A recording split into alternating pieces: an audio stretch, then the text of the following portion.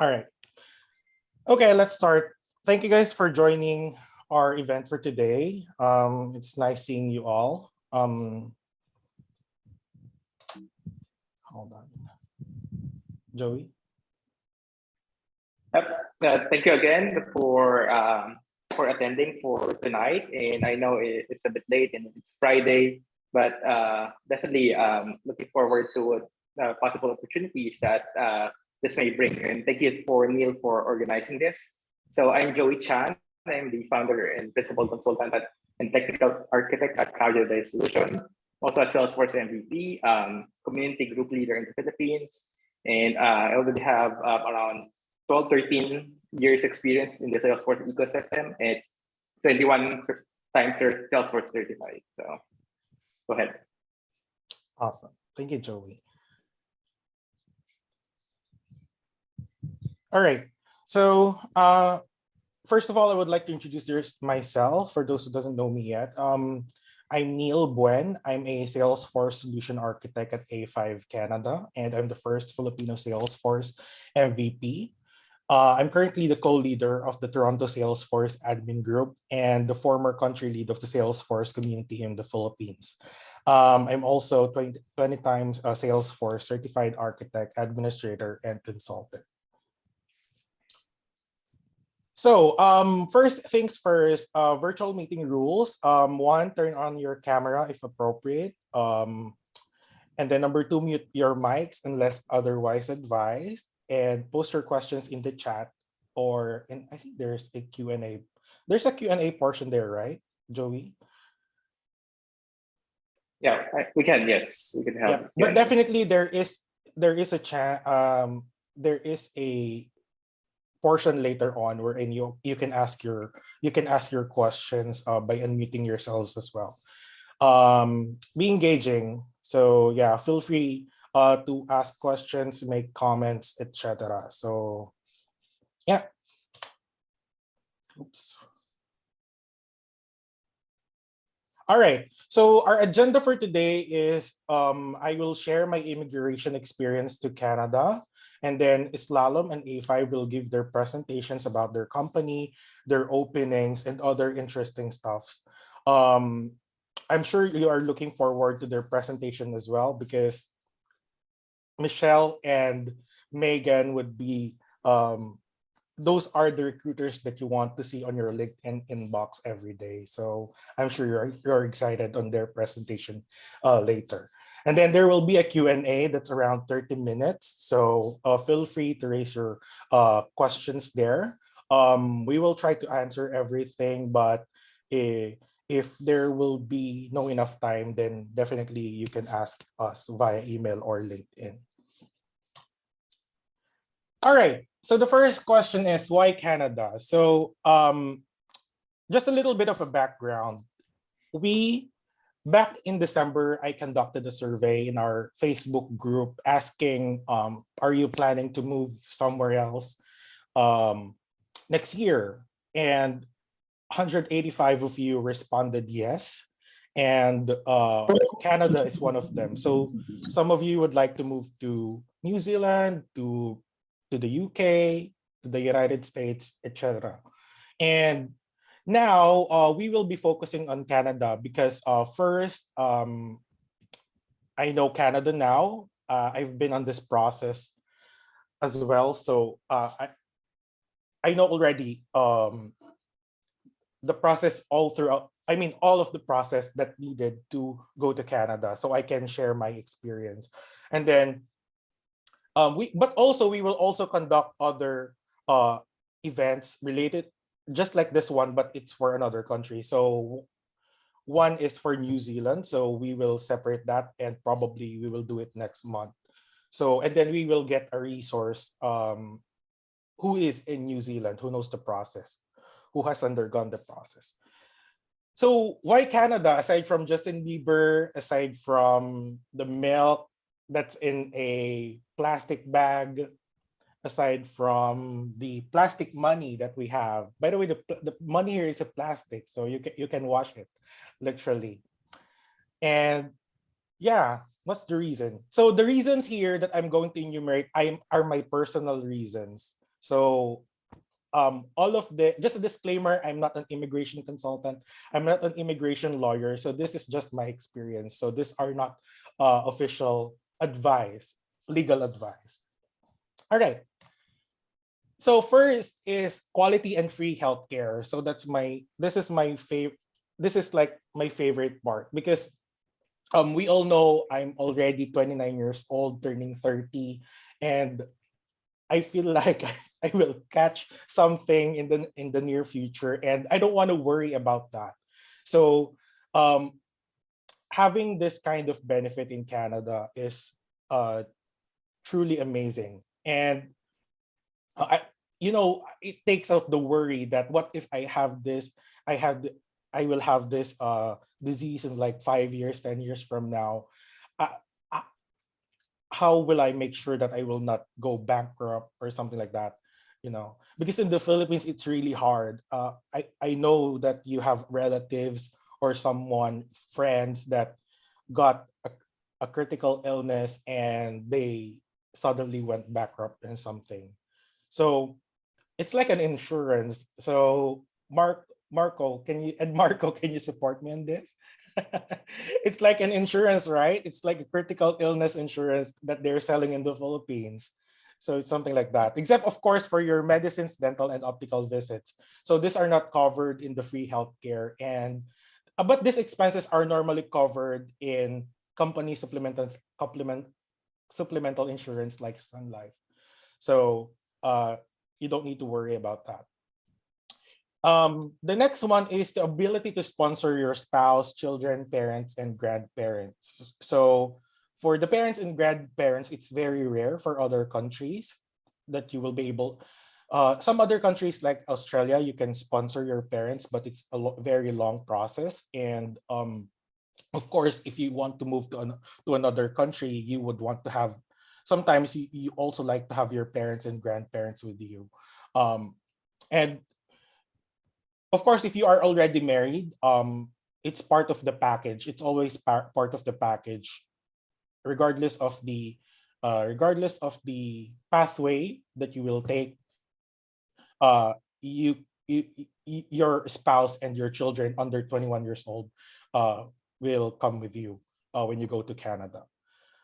And then the ability to sponsor parents or grandparents will only happen after 3 years. So if you are a permanent resident and you've been living in Canada for at least 3 years, that's the time that you can sponsor your parents and grandparents. So if your mom or dad can still work and if they still want to work, then definitely this is beneficial for you. Number three is to live in a developed country with higher standards of living. So here in Canada, we do have employment insurance. So you don't always have to worry about your job. If you lose your job, what will happen to you? What if you don't have enough savings? What will happen to you? So the government is very supportive. And also they have a very nice public pension system. Um, it's not a lot, but it's not like $300 like in the Philippines. So in the Philippines, it's $200 or $300 per month for the SSS, Social Security System pension. So imagine 65 years from now, um, is that enough for you, for your medicines, for your food, etc.? So that's one good thing about living in Canada. And then, of course, in Canada, we have better public infrastructure like public parks, and other recreational areas. So, having that, so just imagine in Manila, you only have like one open space for 12 million people, like the Luneta Park. And then there are parks that are really very small. Here in Canada, every like I can say that every 2 kilometers there is a park. It's like there are big parks, there are small parks, and it's really nice. It makes a lot of difference if you are living inside the city, and uh, it refreshes you. You don't have to travel to somewhere else for the weekend just to just to relax. It's right there on your backyard. Like small details like that are helping me to cope here in Canada. Some other I when I came here, I realized that I also saw that the pools are free. So every community has a pool. So I was amazed by that because in the Philippines you have to pay just to go to the pool. So something like that. So it's very good for the kids as well. So they really enjoy those kind of activities. Okay. Number 4 is a powerful passport. So not gonna deny it. I'm planning to be a Canadian citizen in 3 to 5 years. That's my target. Because as you know, Philippine passport is like number 70 in the most powerful passport, and Canadian passport is 7. So uh, it will remove that barrier. If you are into traveling, if you would like to go to Europe or to other countries, you don't have to submit like 20 or 30 pages of documents just to get that visa and just to get to that country. You have to prepare. For example, if you go to Europe right now, to France, you have to submit 30 documents. You have to plan ahead, like 5 months or 6 months ahead, something like that. So with the Canadian passport, you will have that freedom to travel. Like you can book a flight today and then go to a trip later this afternoon, something like that. All right. So those are my 4 primary reasons why I moved to Canada. And then so for the year 2022, the Canadian government released these targets for immigration. So why is it a good time? Why 2022 is a good time to think about your plans to immigrate to Canada? Because they are planning to accept a lot of migrants to Canada for the year 2022 and in the next 2 years as well. So this is the current target for the Canadian immigration for this year. So 83,000. I think the total here is around 400,000 estimate, 400,000 plus per year. That's the immigration target of Canada. So provincial nominee, I will explain this later. This 3 items right here, but these are the targets.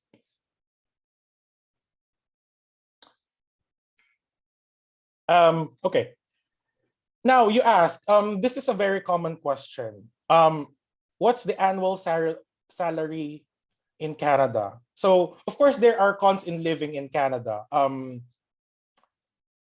Of course, it's expensive. The salary is high compared to the Philippines, but also it's very expensive.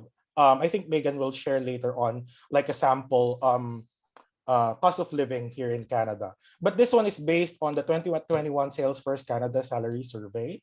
So you know what's the ballpark when you get hired here. But of course, this is it depends on your certifications. It depends on the number of years of experience, etc. So there is. I got this from this one. It was compiled by Aiden Martin. He's a Salesforce MVP based in Newfoundland, Canada. And then you can scan that that QR code, and then it will take you to the report. It's a whole lot. It's like 30 pages that details that survey that he conducted. All right. So it's saying here, going back, it's saying here that the average for a Salesforce admin is 76,700. For developers, it's around 109. For consultant, 110. Something like that.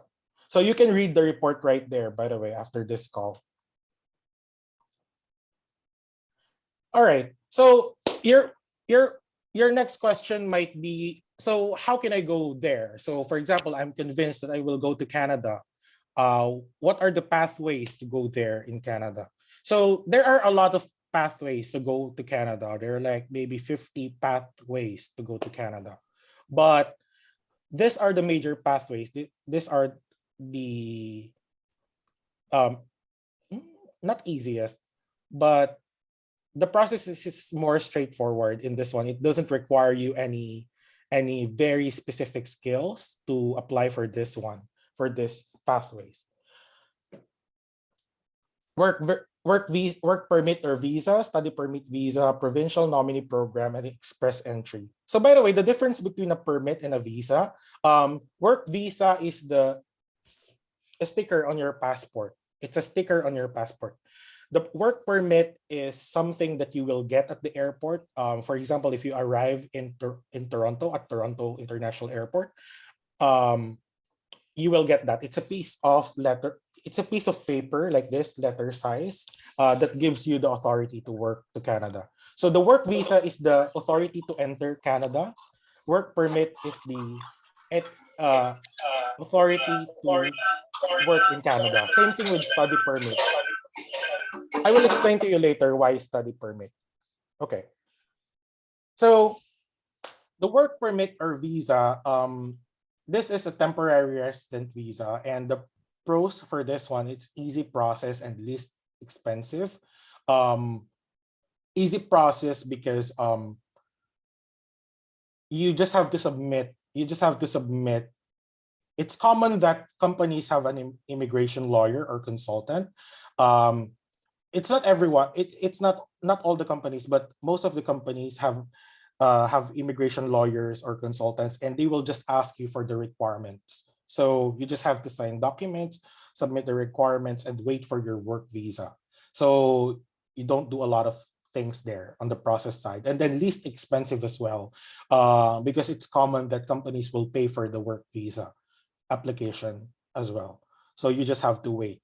And then there are some items that you need to pay, of course, like the NBA clearance. So there are things that you need to get in the Philippines. So of course you are going to shoulder those expense, but it's very minimal. So it will not exceed around $100 if you are getting the requirements in the Philippines. So the consequence for this one is job security. Job security because this is a closed work permit. So um, this will be 2 years, and it's a 2 years work permit, and you don't know after 2 years if your company will gonna renew your work visa, or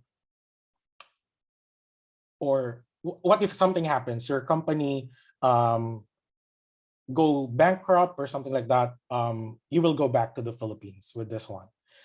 Um, Second is low credit limit. So they will not give you for the credit card, for example, if you are planning to buy a lot of stuff, because here in North America, we don't use cash like in the Philippines, so we don't use cash a lot, and we always use credit cards. And having a low credit limit, when I say low, it's still high compared to the Philippines, but here it's low. It's for me, for example, it's $5,000. So um sometimes I feel like it's very low, and compared to citizens and permanent residents, they have a higher credit limit. And then when you when you get a loan, for example, for a car, they will give you a higher interest rates as well, because you're not a permanent resident. And then it's very rare for companies who are willing to sponsor the work visa because of regulation limitations. So for example, for every one foreigner that they will hire, they should hire at least two Canadians for that, something like that. So that limits the companies here to hire foreigners. Um, So in terms of requirements, you can prepare some of it already, because if you are already preparing for your Canadian immigration, you should be starting to prepare these requirements as well. So reference letters from your previous employers. So take note that it's a letter. It's not a certificate or something. So it should be on a letter format. Your diploma, and then West Credential Report. This is a one-page document that says that you are a graduate of this one. So it will give that equivalent in Canada. For example, you graduated 4 years degree in the Philippines. It will say there, bachelor's degree 4 years. And then IELTS. This is your English exam. You should be on a certain level. I think for work visa or work permit, I think the minimum should be 4. So that's up to 9, I guess. So the minimum should be 4 for reading, writing, speaking, listening. NBI clearance. So you could prepare those. And then for married applicants, marriage certificate and birth certificates. So those are the major requirements that you can prepare now. And then there's another pathway, study permit. So a lot of Filipinos, I noticed that they are coming to Canada uh, via this pathway. So the process is easy and minimal barrier of entry. So like virtually anyone could do this, but the consequence is this is the most expensive pathway. So you have to prepare around $10,000 for the tuition, and then you have to have at least another $10,000 on your bank to support yourself while you are here in Canada. And there's a work limit of 20 hours per week as a student, and then you will also have a low credit limit and high interest rates like the work visa. The next one is provincial nominee program. So this is when you come here, you will be a permanent resident if you will be nominated by a province. So there are 9 provinces, not 9 provinces. There are a lot of provinces in Canada, less than 10. And they all have their provincial nominee program.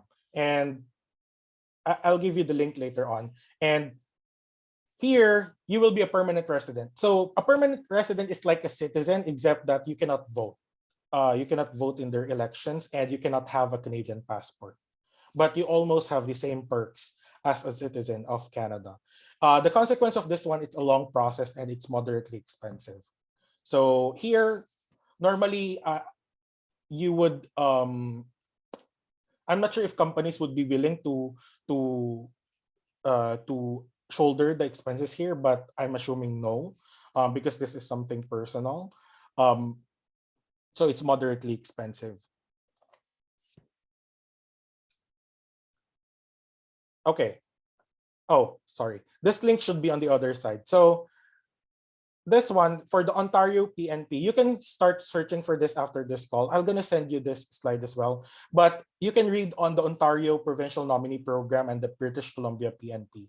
So those are the 2 provinces where Salesforce jobs are.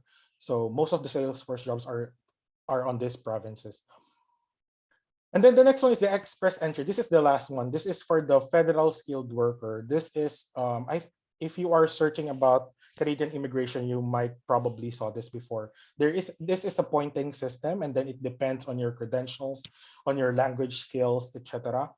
They will give you a points, and then you will go you will be on a pool of applicants, and then they will draw based on the number of points. So they will prioritize those people with higher number of points. So if you have a master's degree or something, or doctorate degree, your chance of getting in on this program will be higher. But this is a long process. You have to wait. Some people wait for like 1 year, 2 years for this one, and it's moderately expensive. And you have to have a proof of funds of at least $18,000.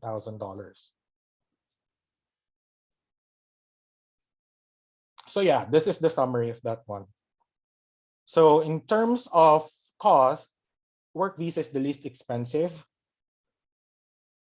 And in terms of process,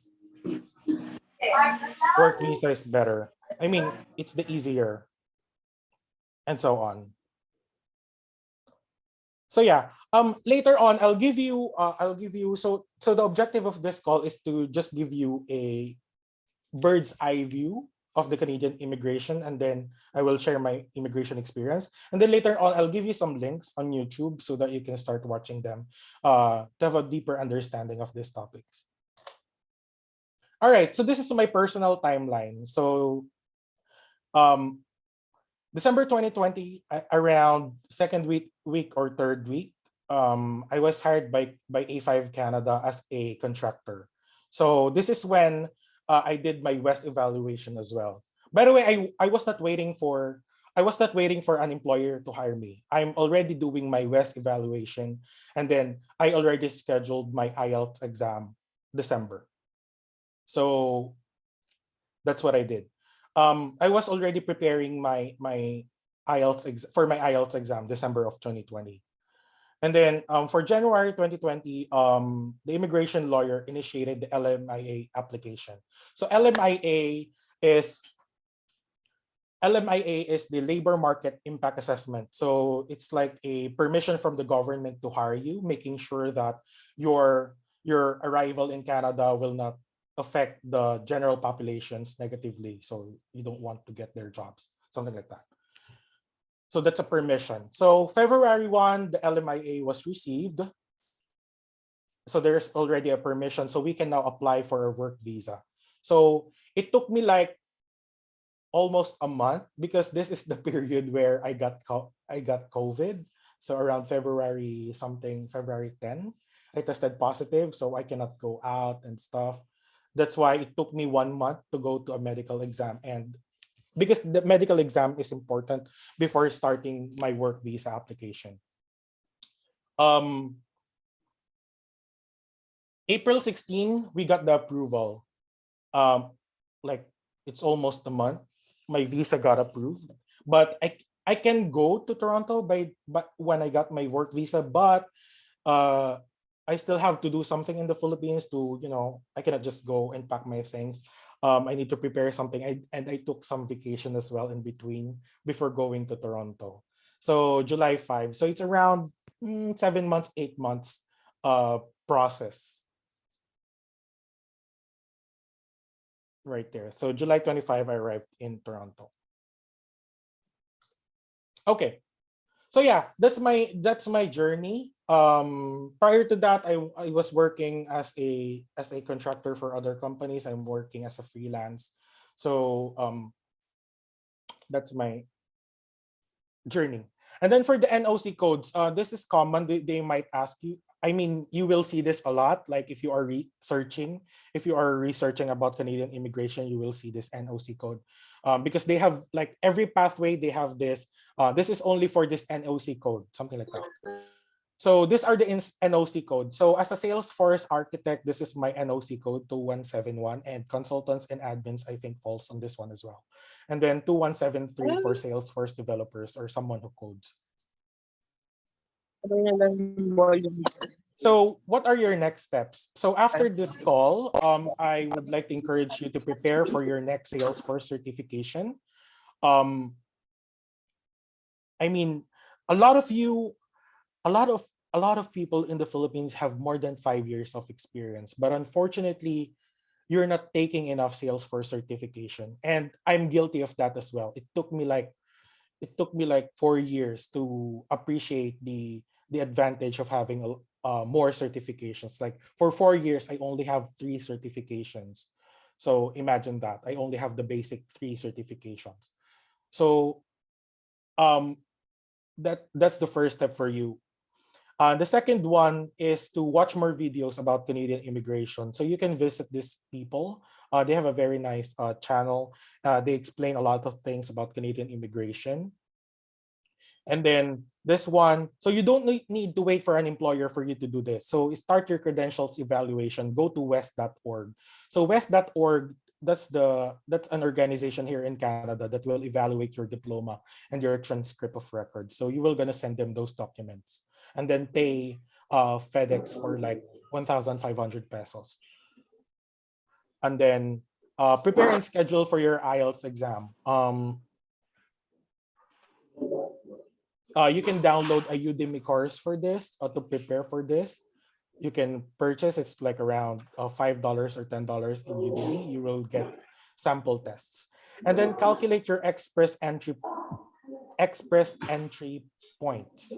So there is a calculator there that will tell you how many points do you have if you are planning to apply for the express entry. Okay. Yeah, that's it. Well, thank you for listening, and I will entertain questions later on after Megan's and Michelle presentation. Thank you.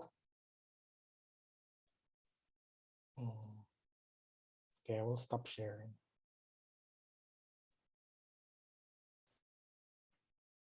All right, Neil. Am I okay to take over? Yep, go ahead. Awesome. Thank you.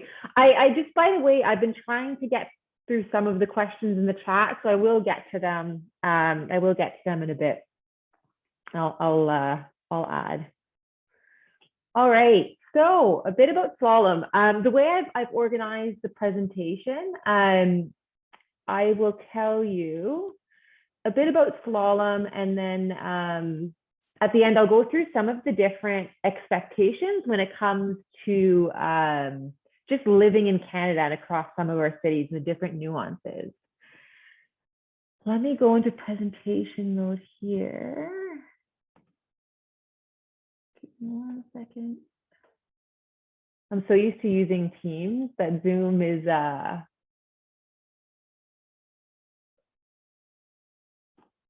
we can see your screen now, so you can just you can see it, yeah. Perfect. I'm just gonna go onto the slideshow.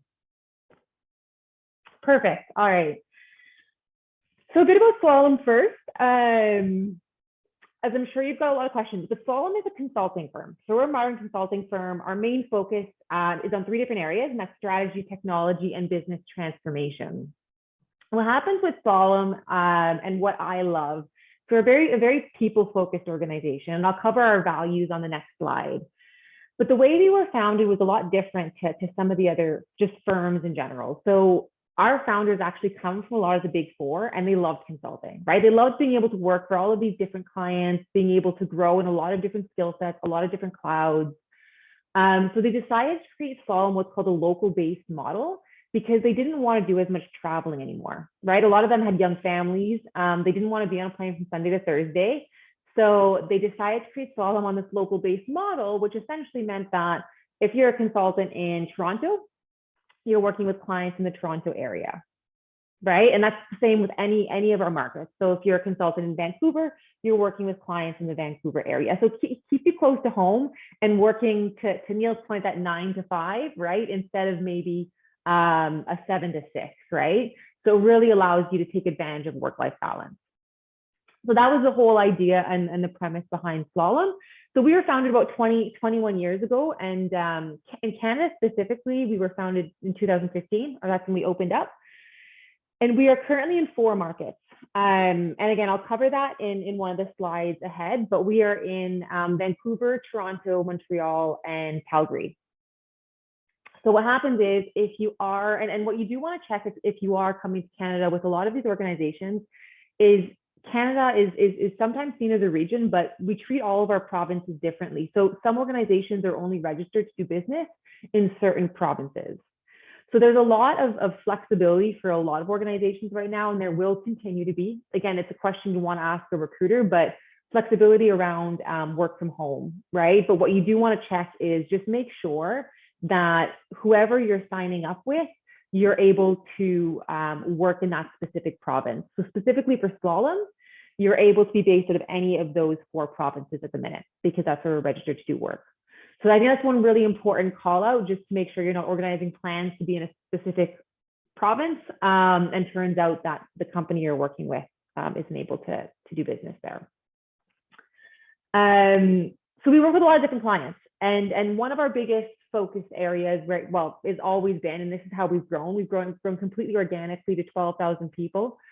We just hit our 12,000th employee on Valentine's Day, so that was a big milestone for us.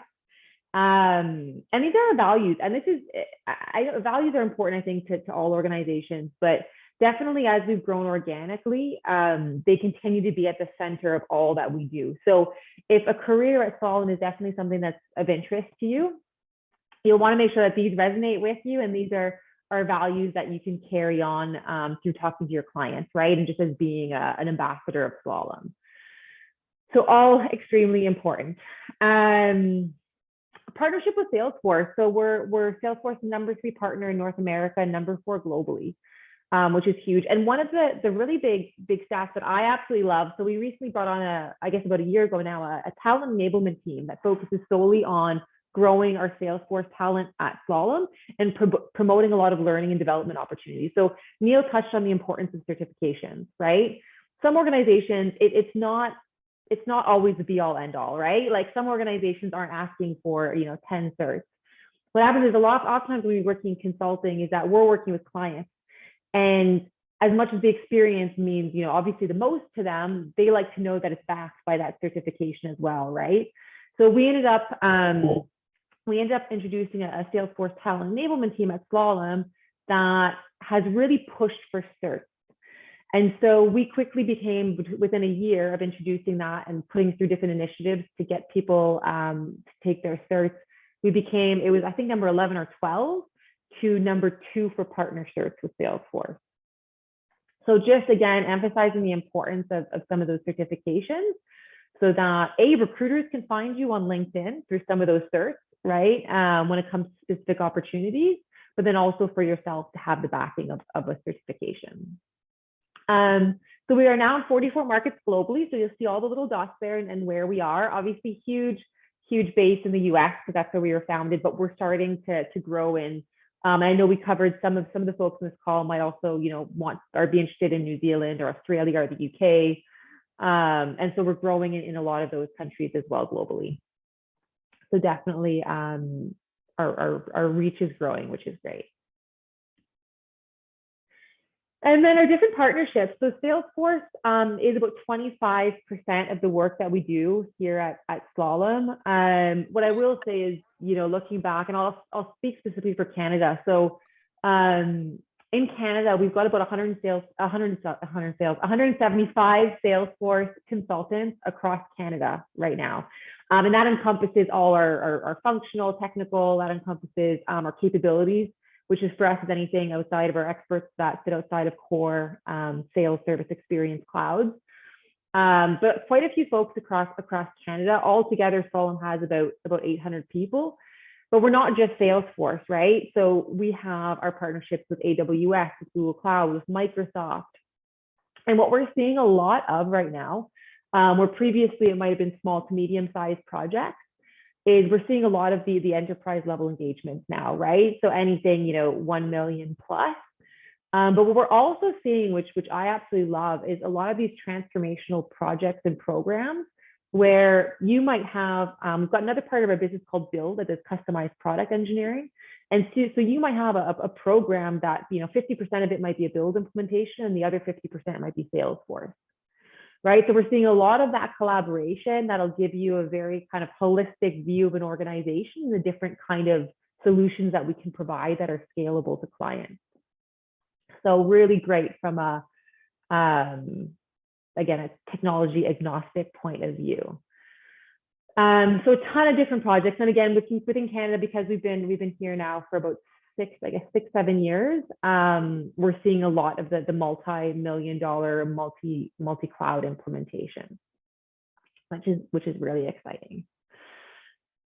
All right, and so this is just a bit of a sneak peek, right? A bit of a snapshot, and I'm happy to elaborate on this. There's just so much information that I can pull when it comes to cost of living in Canada and different regions or different cities.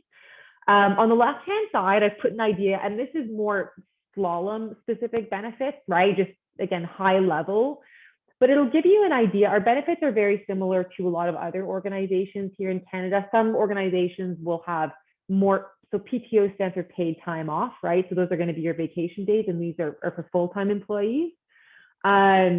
But they tend to be the standard that are offered. So I would say on average, you'd be looking at 15 days PTO, right? And some organizations offer unlimited.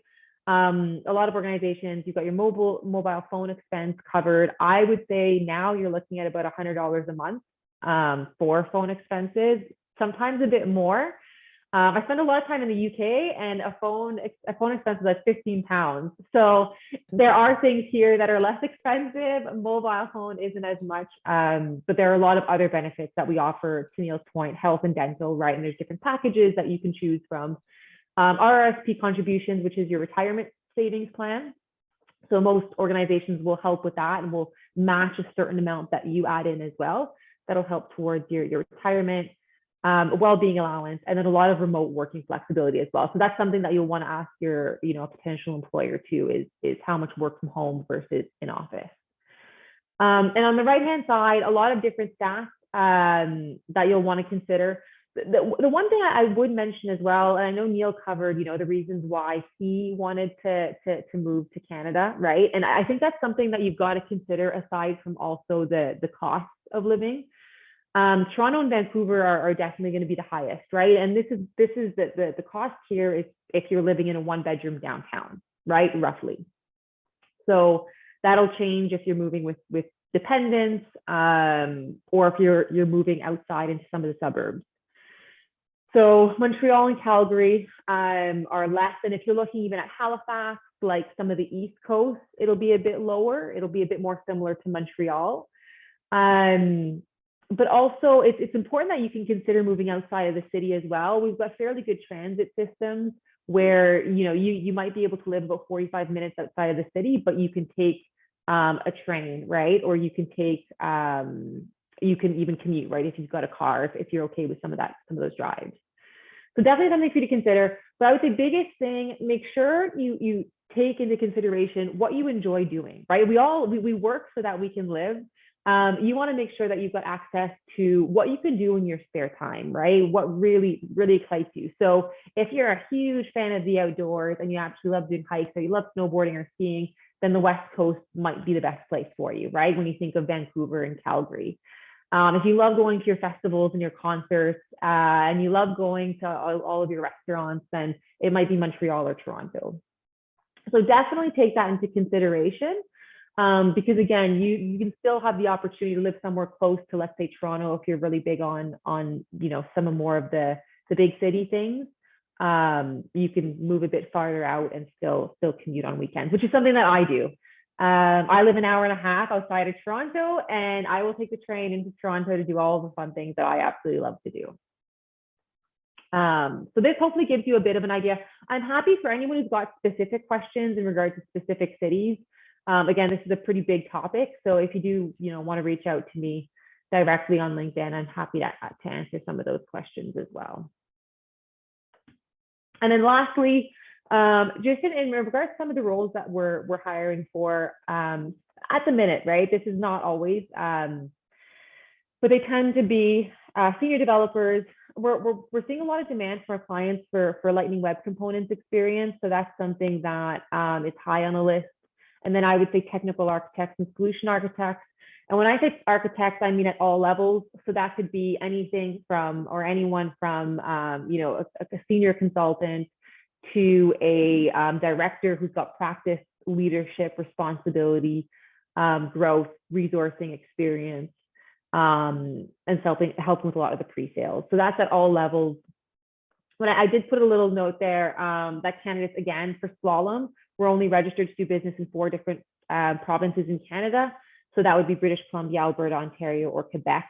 Quebec does have the language exception. And so it's not always a requirement that you have to be fully bilingual in French. But as Slalom is a local-based consulting firm, so again, that means that anyone based out of Montreal is focusing on the Montreal market. We require folks to be fully bilingual in French and English because there is a big amount of clients that do require that, or who are maybe French only speaking. So if there's any interest, again, any questions, and I will reply to some of the questions in the chat as well, but you can reach out to me. My email's there, and I'm on LinkedIn as well, so feel free to add me on LinkedIn. This is something I'm very passionate about when people are interested in making some of these moves. I've moved to so many different countries. I know how daunting it can be to start from scratch. And so it's something that I'm super passionate about. So the more I can help out here with any of the questions that you do have, feel free to reach out. And that's all. Awesome. That's it for me. Thank you, Megan. All right. Yeah. Reserve your questions and then let's talk about it after Michelle. Go ahead, Michelle. All right, good morning. And I am also not used to Zoom, so please bear with me here. Just gonna get. Okay, can everybody see my screen okay? Yep. Yeah.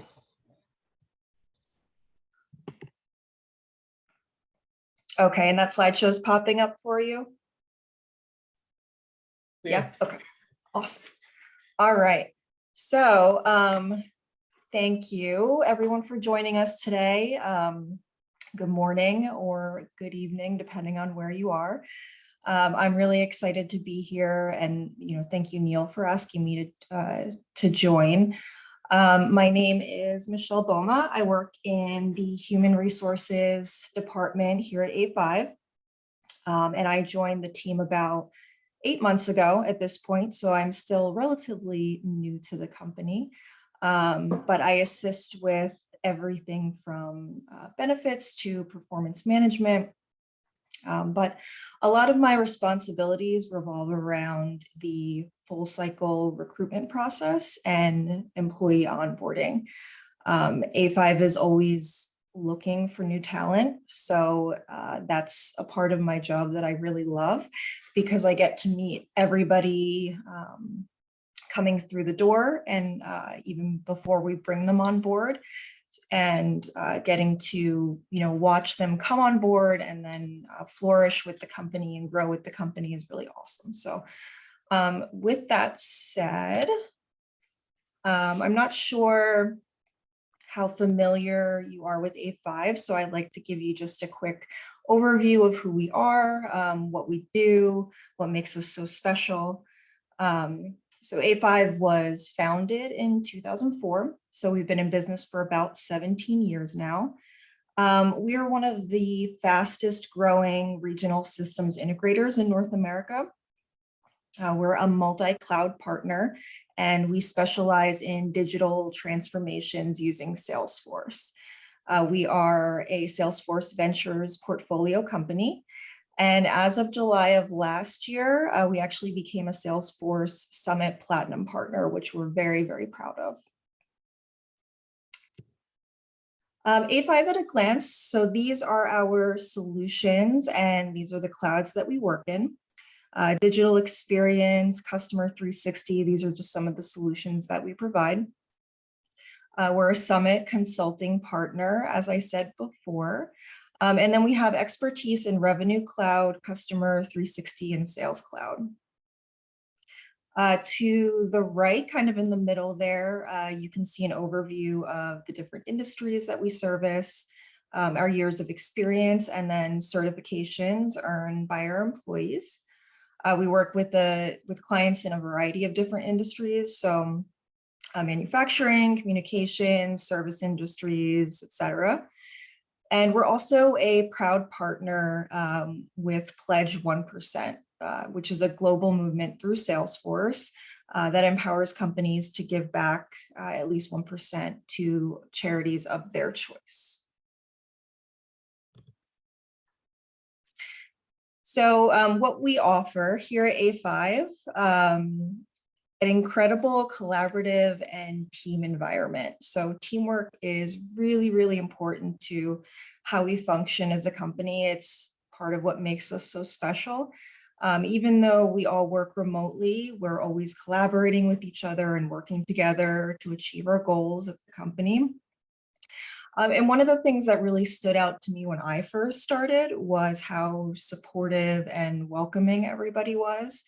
It's definitely not like that everywhere you go. And people, are really excited to welcome you, bring you on board. When someone starts, it's definitely like we have a new family member joining the team. So people are always really excited to say hi and welcome them and get to know each other. And it's just a really great place to work in that respect. Everyone at A5 is important. Everyone is valuable. So again, it's really great team environment. Flexibility and work-life balance. So I think that's something that is very important to most people. It's important to me for sure.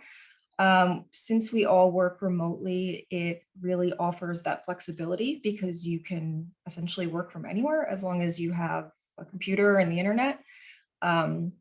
So that really helps with that work-life balance piece. We promote a culture of learning. So we offer plenty of learning and development opportunities. New employees are considered part of the A5 family from day one. So we offer employee assistance programs. We also offer generous health benefits for employees, full-time employees, and their families as well. And then we also do virtual team events. So even though we, again, work remotely and we are located really all over the US, Canada, we really are able to come together during those virtual team events. Every month we have one Friday out of the month that we all get together. We also have special events. For example, the last one, or not the last one, but one of the last ones we had was a costume party for Halloween, which was really fun. So we're always trying to get together and collaborate, but also come together as a team just to, spend time together kind of off the clock, I guess. Our employer brand image. So these numbers were pulled from Glassdoor and Indeed. As you can see, we have 89% would recommend to a friend, 100% approval of the CEO. For Indeed, we have a 4+ rating for salary and benefits and job security, and 4.4 for management and culture. So these numbers are coming from a combination of current employees and then former employees as well. These two reviews here were pulled from Glassdoor and Indeed. There's a bunch of other reviews on there that you can go and look at if you'd like. I won't read these, but just to kind of give you an idea. So these are both 5-star ratings. One is from a current employee, and then the other is from a former employee. And we are hiring. So we're always hiring for new talent. We're always looking for skilled workers, talented, motivated. And these are just some of the postings that we have live currently. If you go onto our website, you'll see these posted, as well as on LinkedIn. But these are just some of the active roles that we're hiring for, but we have multiple other roles that we're hiring for as well. And then how to apply. So you can go onto our LinkedIn page. We're really active on LinkedIn, not only just for job postings, but also company updates and things like that. We also have a careers page on our website, which is a5corp.com. So you can check that out as well. And then you can also just contact me directly, which is sometimes the easiest, mboma@a5corp.com. And I'm sure we can share that after the presentation as well, but you can always just reach out directly to me, or follow me on LinkedIn and reach out that way, whatever is easier for you. And that's it. So I know that we're going to be doing questions, and I'll definitely try my best to answer any questions that you might have. And if I'm unable to answer, then I can get back to you with an answer for you.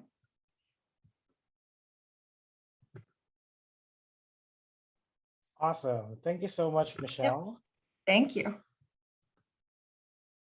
All right. So, Joey and team, do you have any questions for us? So let's spend the next, I guess we have 30 minutes to discuss if you have any questions.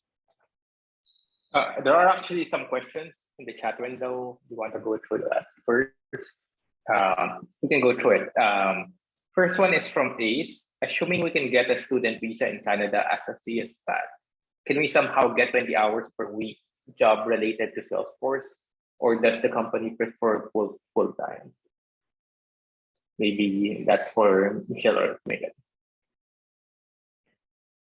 I'm happy to answer that one from my, I guess from a Slalom perspective, and I did write it in the chat as well, but I'll expand on it. So an organization like Slalom, so we hire all full-time folks for the clients that we're working with, and so it's a bit harder for an organization like Slalom to hire part-time because we need to commit a certain amount of hours, and most of the time it's over 20. But saying that, there are quite a few organizations who will support 20 hours work a week. There's some, and there's a website, an organization called Upwork, and that's where you could be a freelancer, right? So you can upload your profile onto Upwork, and then you can do freelancing work for 20 hours a week. So I know quite a few people who are on student visas go down that route. Michelle, I think you do hire quite a few contractors at A5 as well, right? So you might be able to expand on that from your point of view. Yeah, kind of just piggybacking off of what you said, absolutely. So we usually hire full-time employees, but we do offer contracts as well as a possibility. But I'd say that most of the time we're looking for full-time. There are some, I think, organizations, if you go industry side rather than consulting, there are going to be some organizations that are able to accommodate the 20 hours as well. But oftentimes, if you are looking on job sites, you could filter through part-time, and that'll give you a better idea. I hope that helps. Yep, thank you. Next question. Then, am I correct? Most of these options do have visa sponsorship options, right? They do. At least for A5 and Slalom, they're willing to sponsor for the right talent. Right. And then, which province in Canada has the most Salesforce jobs? I believe you actually covered that in one of the slides, right? So, was it Ontario? Is that right? That's a real. I don't think I've done an actual study on it, but I can tell you what I personally think based on what I've seen. I think it would be Ontario, because Ontario does have the biggest population. Toronto specifically, right? Because that's where a lot of the bigger organizations reside. So I would say Ontario. Saying that, though, I think, again, because of a lot of the remote working flexibilities, what we've seen is a lot of folks that are moving out that are able to work for these organizations remotely. So I think it's made it a lot easier to move to another province or to live in another province and work remotely. So I would say it's starting to expand a bit, but to answer that question, I would say Ontario, and more specifically Toronto. In terms of different roles, this one probably has already been addressed earlier, but which role would have the highest chance of getting a job in Canada? Architect, consultant, admin, developer, or project manager? I believe you already addressed that earlier, right? Highest would be technical architect. And then I'm not sure where admins would fall into that. Yeah, so from Slalom side, and then I'll let Michelle pitch in for A5 as well. But for Slalom, definitely technical architect would be the number one, I guess, just more highest in demand. And then functional solution architects, developers. And then I would say after that, admin. The one thing with Slalom, what I will say is we've always been seen as more of this project-based company. So we go in to do the implementation, we kind of do the knowledge transfer with the client, and then we kind of jump out. We've recently introduced a managed services team that does do some of the post-implementation work. And that's where we'll sometimes hire admin. So kind of saying that we don't hire a lot of admin because they're primarily within that managed services team. But they're definitely there. And then after that, I would then say project managers. Yeah, and I would say that we also hire a lot of architects, project managers, developers, not as many admins as well. I see. So, and then another question: are there any opening roles on marketing and BD. I'm guessing it's business development side, Salesforce.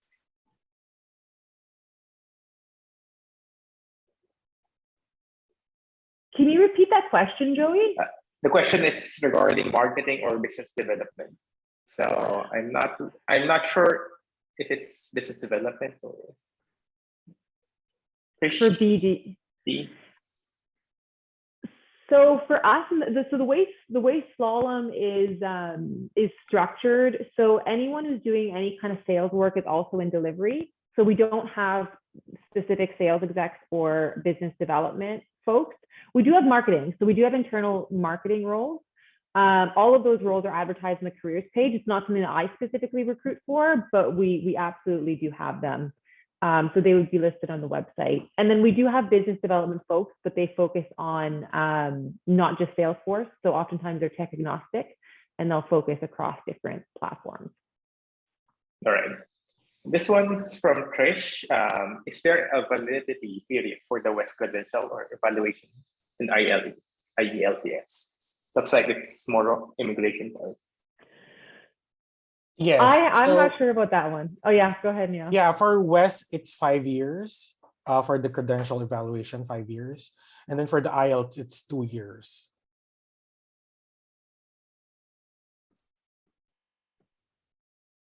So you have to retake the IELTS.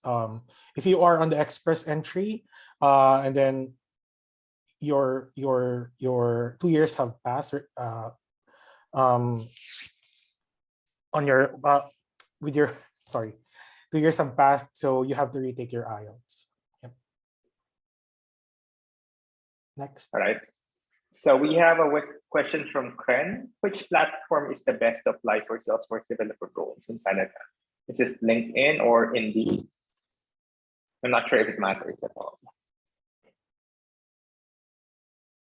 I would say from my side, I don't think there's, to me, there's not much of a difference. So whether it's advertised on our website or whether it's advertised on LinkedIn, we check, and I'm sure Michelle is the same, we check all of those applications. I would actually just make sure you're crossing all of those. Like when you're looking for the right role, you're looking at all of the options, not just LinkedIn, but looking at Indeed as well as LinkedIn. So both usually work. Mm-hmm. There's another one here. What do recruiters in Canada look for, or at least get considered for Salesforce-related roles? What is your advice for job seekers looking for sponsorship in Canada? This type of Salesforce developer. Michelle, do you want to have a go at this one? I think it really just depends. It depends on the role that we're hiring for, and what the requirements are. So I would definitely say certifications, make sure you're keeping up with your certifications, but it really is, job specific and based on the requirements. So. Yeah, I would say the same. It all changes because, again, and then I think Michelle and I are both coming from consulting, and so a lot of the demand is coming from our clients, right? So that literally changes by week, by month.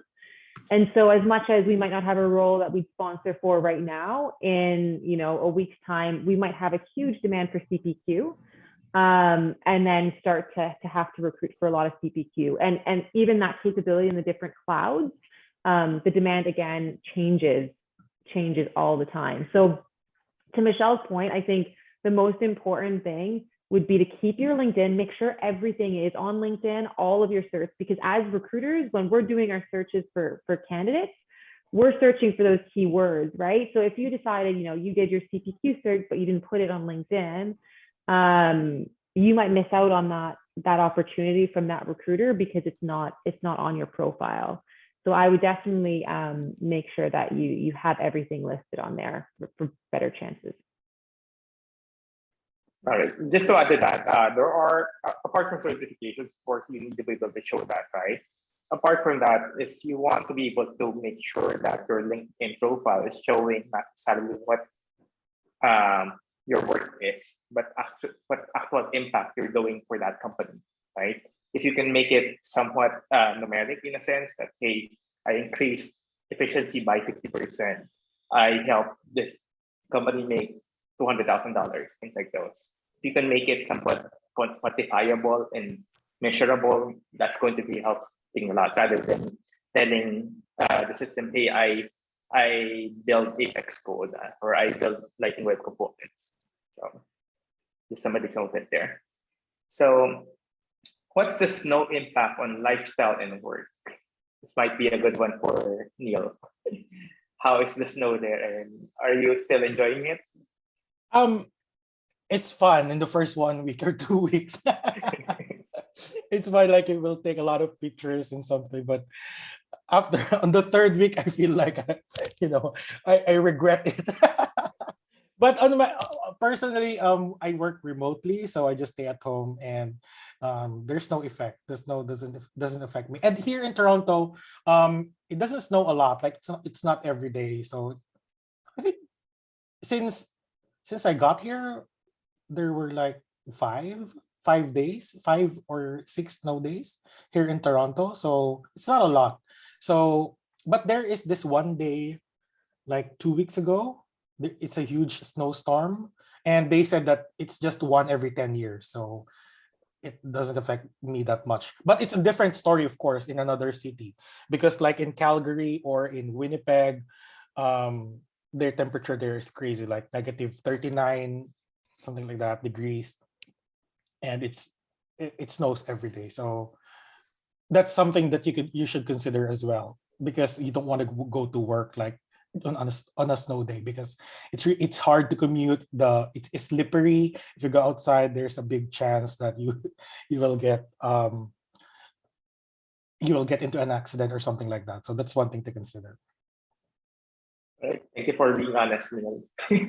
I know it looks fun from in the picture, but I've Yeah, heard it that is. it's more of annoyance once you're there for too much, right? So, and then next one from Alex: is it possible to change the visa type from student visa to a work visa at any point in time during your stay, given that, let's say, they found an employer willing to sponsor a visa? I'm not sure if I think I can answer that one. So for the student visa, I don't think you would want that. I don't think you would want to switch into a work visa. Why? First, you already paid for your tuition before coming here in Canada.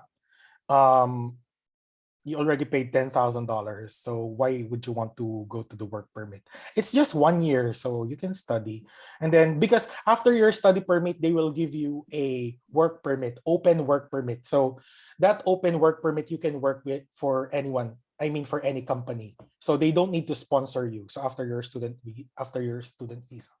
So I think the maximum there is 3 years work visa, open work visa. So that's that they call that postgraduate work permit. So you don't have to change your status if you are already a student. Then, is there any opportunity or makes sense for a partner alliance role in Canada? I'm currently in India working for a US-based SF consulting partner. Question is, partner alliance role, are there any?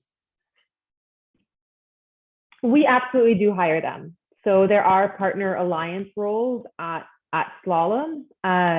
So absolutely, and a lot of other SIs will have them as well. So yeah.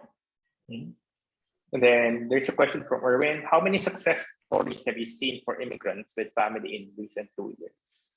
Although does it actually matter if you're single or with family?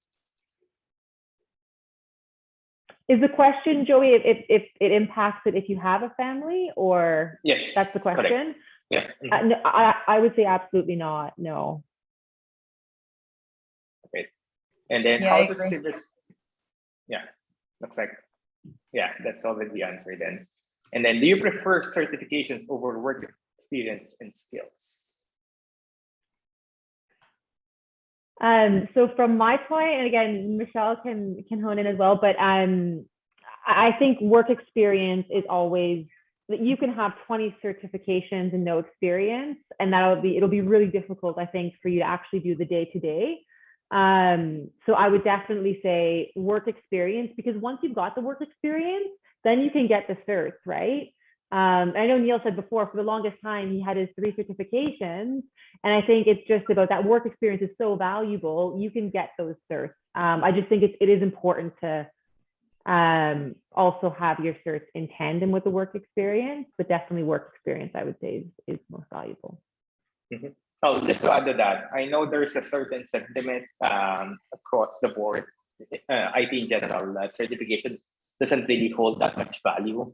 But if you think about it, the more certifications you have, the more chances of you getting seen for that specific job, right? So it doesn't really hurt to get more.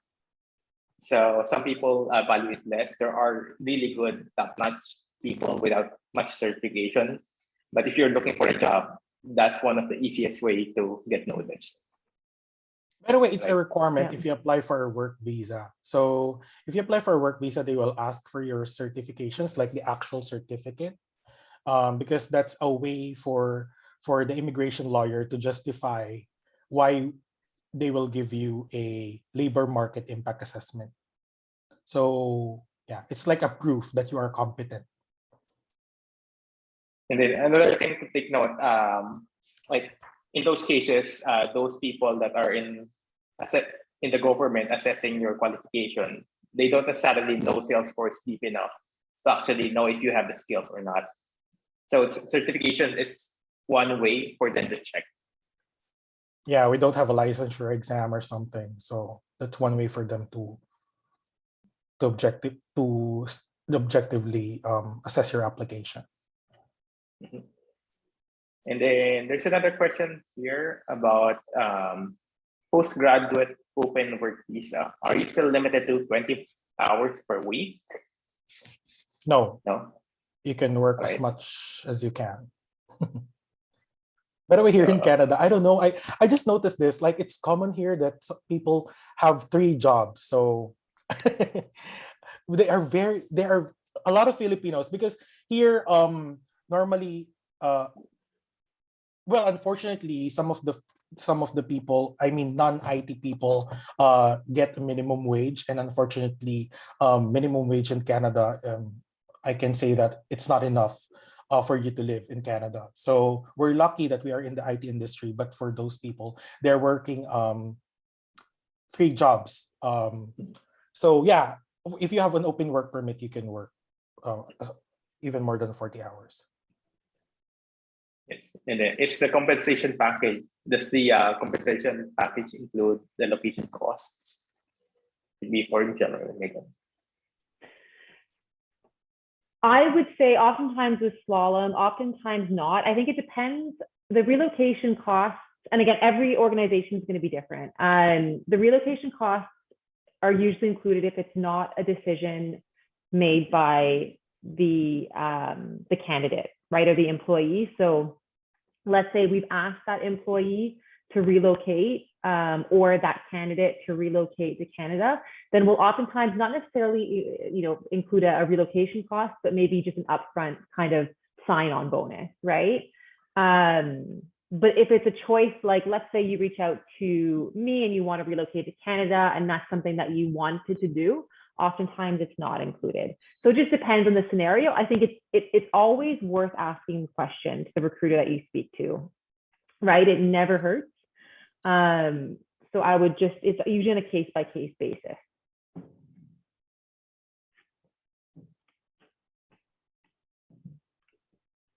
Actually, that's it for the questions. Anybody else that has any? Feel free to turn on your mics or even your video. Yeah, feel free to open your mics and ask questions.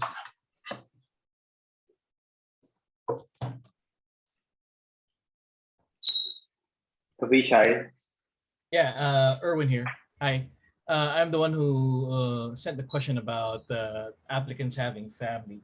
I'm interested about what you've seen as the success stories in the recent years, because we're not only talking about getting a job here, but in the bigger sense, it could be relocating, changing your life drastically. So have you seen many or a few success stories in the recent 2 years? I know definitely Neil is one perfect example of a success story. So have you seen a lot, or what do you say about that? So again, from a slalom perspective, I would say yes. And there's specific examples I can think of. I know Neil knows there's a couple of folks at Slalom that joined us not too long ago, Prashant and Suda, and they recently relocated to Toronto. I would say over the last 4 months. And so one of the things that I feel, and they're co-leads for the Toronto Salesforce admin group too. And so they're very involved in the community.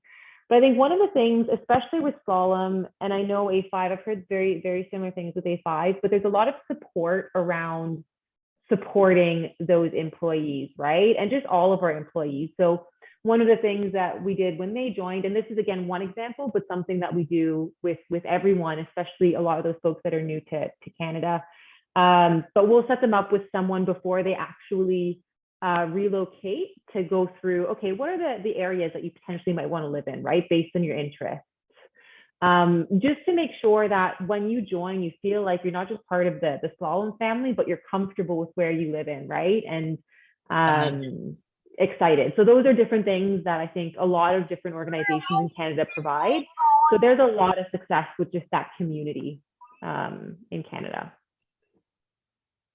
Thanks, Megan. Appreciate those answers. No worries.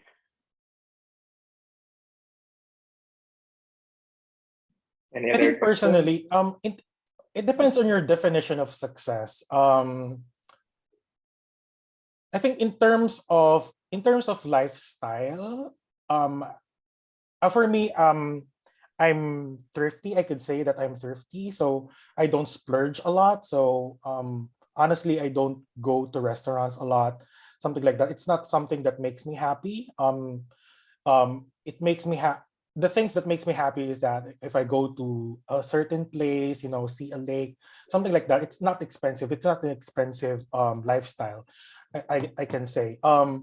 And I just maintained my lifestyle back in the Philippines. So it's the same lifestyle that I have in the Philippines. So that's one thing that you should consider when you come to Canada, to be successful, so that you can reach your financial goals if you have. So of course, if you go to Canada, you would want to have your own house. In the future, you would like to get a car or something like that. So, and definitely the key to that is to maintain your lifestyle that you have. You will have a higher salary compared to the Philippines, but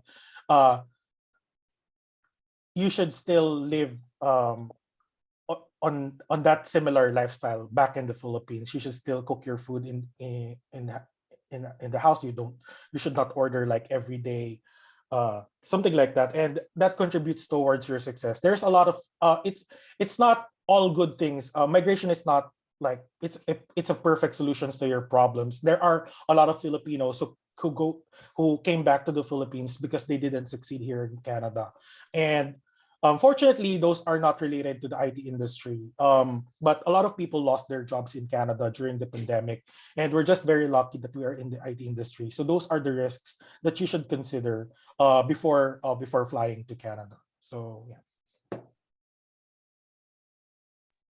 Neil.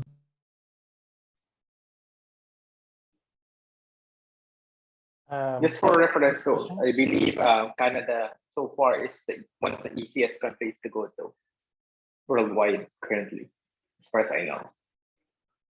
On top I think of like Yeah, I like think Megan can New answer that. I Zealand, think right? she's handling other countries. Mhm. Success rate in other countries as well, yeah. I think so. The countries that I've been working with the most at a higher level is Australia and the UK. The UK, so Australia is, and again, this is a slalom perspective. We're still pretty new to Australia, but the UK is has been around now for about 5 years, and so there are a ton of the UK probably does, I would say, the most sponsoring. So there are a ton of folks that have been sponsored to work at Slalom in the UK. So I definitely think there's a lot of opportunities and success stories there as well.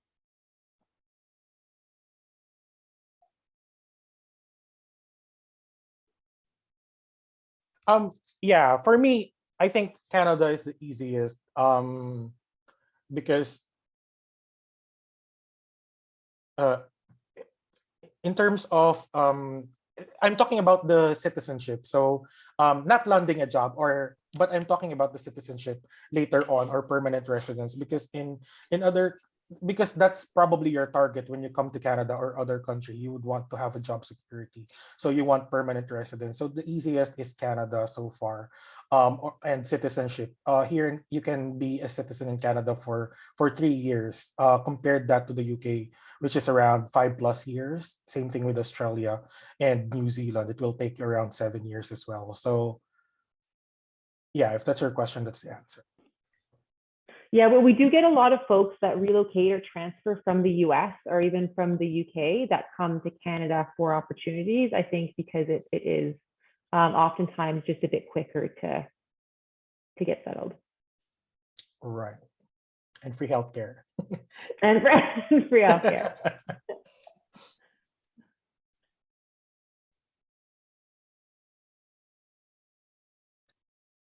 Okay, next question. By the way, guys, feel free to unmute and ask your question. We're just reading through the chat. Yeah, let's call for questions. There is a question there. Is it a good approach to get a job in Canada through third-party recruiting companies like Van Hack?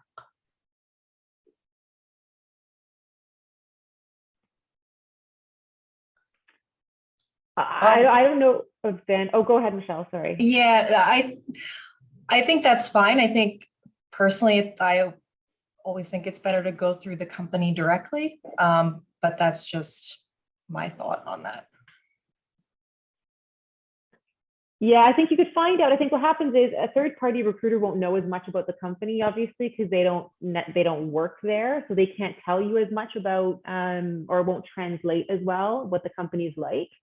But I don't necessarily think it's a bad thing to explore those options, right? Because there are some opportunities that you might only find out about through some of these third-party agencies.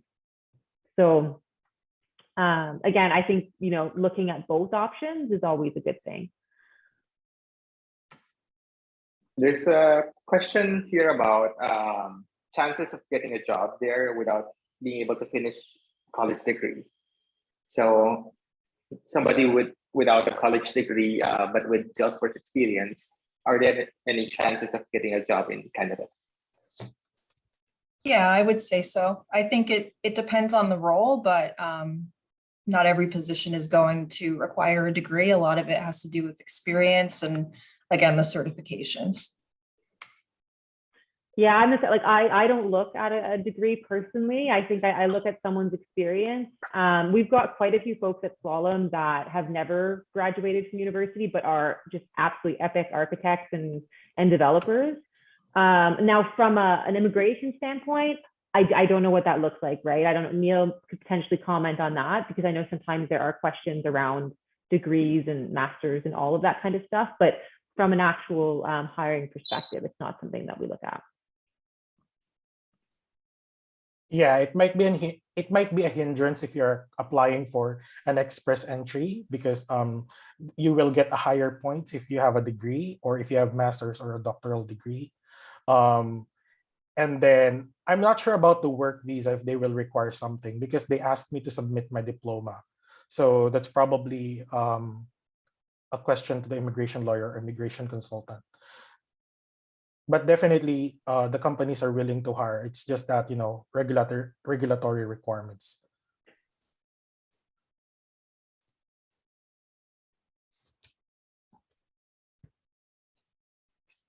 Any others?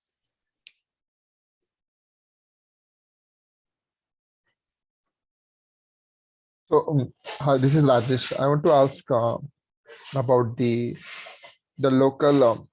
The most of the customers are from Canada, or do we support the US customer from the company based out of Canada?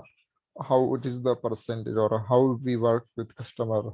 It's on the on-site, or we like considering the ecosystem of Salesforce, right? Most of the jobs are in had been says in the US or some in UK, or how Canada looks like, and if someone is moving to Canada and want to work with customers, so is that uh, good choice to have, or not sure?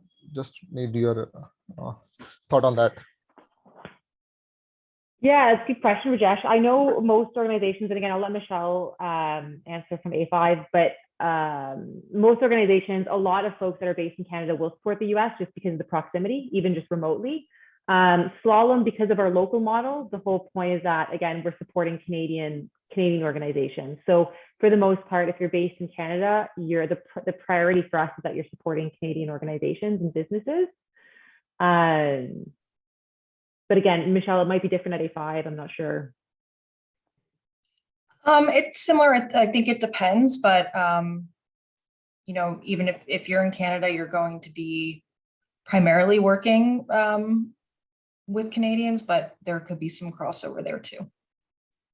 It also depends on your experience, Rajesh. Like, let's say you're an expert in field service, Salesforce field service Lightning, right? There's not as much of a demand in Canada as there is in the US. So there's a strong likelihood that you might support a lot of US based projects. So there's a lot of factors that'll come into. Thank you. Awesome. All right. Yeah, I think that's it. So just a closing statement, Megan and Michelle.